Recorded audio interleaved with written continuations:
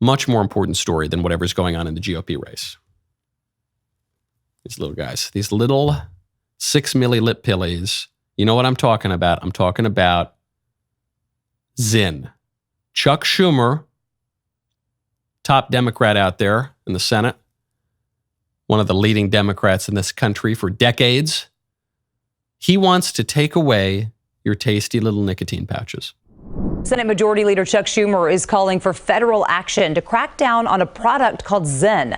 He says the nicotine pouches pose a danger to teens as they use them as an alternative to e-cigarettes.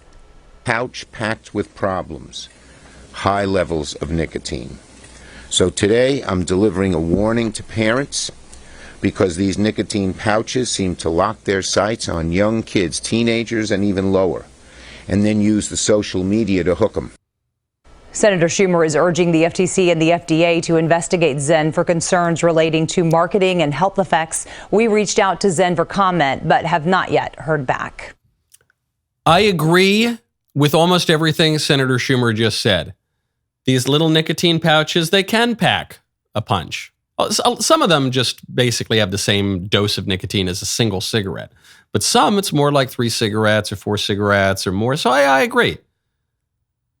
I'm not the leader of Zimbabwe, okay? I didn't lead a revolution in Rhodesia to become the leader of that state. I'm not the prime minister of Zindia. I'm not even the mayor of Cincinnati. But I've popped in a nice little lip pilly every now and again, and it's amazing. I think that's actually what Neuralink will feel like. It feels like you're just taking an electrical charge and plugging it into your brainstem, and then all your synapses fire on again, and you just start working. I have a friend of mine who is now hopelessly addicted to Zinn. He says that substance makes him a better husband and a better father. And now he no longer needs these trivialities, these silly little things like sleep. He can just stay awake all the time and be very productive. But so I agree. It's extremely addictive. Young people are getting hooked on it. And I'm not saying that's good, but I'm just a little confused that Chuck Schumer's coming after the Zinn, because Chuck Schumer here, just about a year and a half ago, partnered up with other top Democrats in the Senate to try to legalize pot. The Cannabis Administration and Opportunity Act, this comprehensive legislation, would end federal cannabis prohibition by removing cannabis from the Controlled Substances Act. Empower states to create their own cannabis laws. Ensure federal regulation. Protect public safety and health. How are you going to protect public safety and health? By legalizing, by encouraging a substance that not only is a gateway to other harder drugs, but just in itself makes people really fat and dumb and slow and is extremely addictive, even though all the potheads say it's not addictive at all. But these are the people who always insist that marijuana is not addictive are the ones who wake and bake and just rip the old California cumin. I don't know. I'm running out of terms for pot, but they do it all day long. They say, oh man, it's not addictive. I could quit anytime and it's my whole personality. It cures every disease, man. And Chuck Schumer wants to legalize that. If you legalize pot, who do you think is going to use it? You think it's just going to be a granny for the first time is going to spark up a bong? No, I think kids largely are going to use it in exactly the same way that kids are now testing out these Zinn packets. I don't think that's a good thing, but why is Schumer okay with one and not the other? Tucker had a great monologue on this a while ago. I don't think he was the first person to point it out, but he articulated what a lot of us were thinking, which is that today, marijuana is left-coded. Marijuana is a thing that libs do. I know there are plenty of people who listen to this show who love just puffing on the old devil's lettuce, but broadly speaking, it's a left-wing thing. And broadly speaking, nicotine is a right-wing thing. The cigars and the pipes and even the cigarettes today are a right-wing thing. Yes, there are people on the left who smoke tobacco and use nicotine. Mostly it's right-wing. You think of some, big cowboy hat wearing good old boy from the down south wearing spurs on his boots and packing a big fat Lucky Lipper of dip. That's not a left-wing person. That's not some vegan lesbian in Brooklyn. That's a right-winger. So that's how it's coded now. And Chuck Schumer supports the left-wing substance. And the left-wing substance, coincidentally, makes you kind of lazy and dumb and passive. as Tucker noted in his viral monologue. And the right-wing substance makes you more alert. It makes you think more quickly and more clearly. It keeps you up so that you can do more work. It's not a party drug. It's not the sort of thing where you just put on some stupid cartoon and eat a bowl of ice cream. When you're throwing in Zyn packets or even ripping cigarettes or something like that, the image you get is someone who's frenetic. It's someone who's really active, and that's a right-wing thing. That's why. And so the reason that Schumer and the Democrats are going after this, I think, is not even just because in part, it's because they want to encourage people to be passive and lazy and dumb. But even more than that, it's because they want to support their own taboos. And they want to oppose the right-wing taboos. They want to support their own standards. They want to oppose the right-wing standards. This is the exact same point I've made with free speech, notably in my book, Speechless: Controlling Words, Controlling Minds. Thank you. The battle here is not between free speech on the one hand and censorship on the other. It's about competing sets of standards and norms.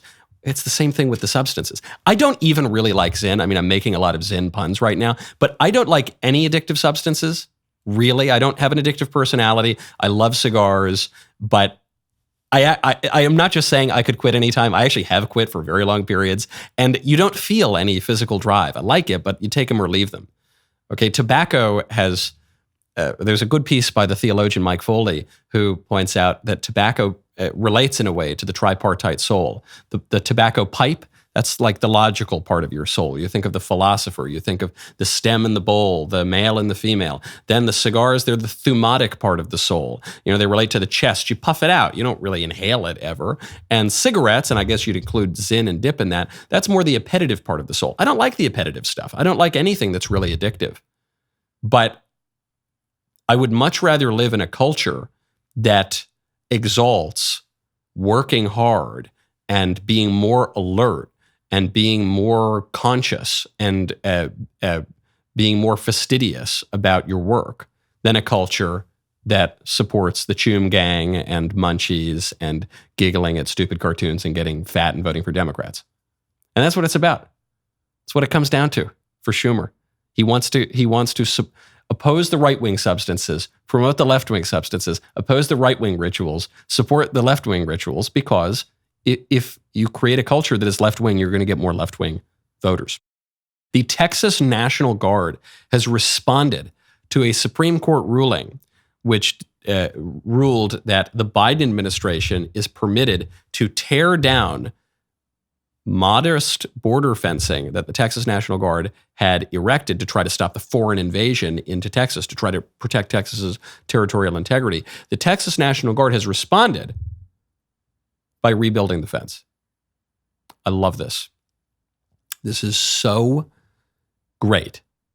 Biden won't enforce the border. Biden actually encourages foreign nationals to flood across into our country, into Texas in large part, because it will give him more votes down the line. Record numbers, never seen anything like it in America, twice what we saw under Obama. And Texas says, okay, you're not going to enforce the border, we're going to build a little fence. And then Biden orders his feds to go in and tear down the fencing. He wants to make it easier for the foreign nationals to invade the country. Run by the cartels, by the way. We're not even just talking about, a nice young family fleeing poverty. We're talking about the cartels. So he tears that down. And then Texas says, okay, cool, that's great that you made your decision, Supreme Court. We're going to put it back up again. This is how the country was set up. You're going to hear the libs say, Texas doesn't support the rule of law. They're a threat to our sacred democracy.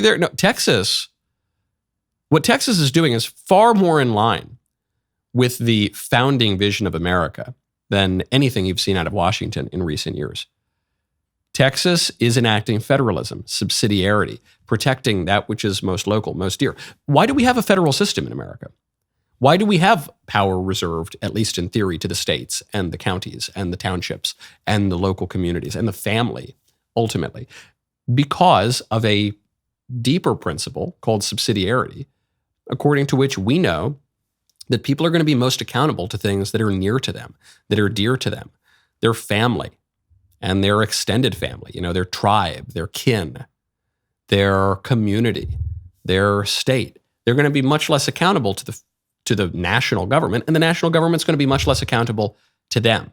So we're going to try to keep power at as local a level as possible, at the sort of level at which that power can be efficiently and justly wielded. Texas is doing that. I hope more states follow suit. Man, what a great clip that was. Now, hold up, ring that bell, subscribe to the Michael Knowles YouTube channel. We'll see you next time.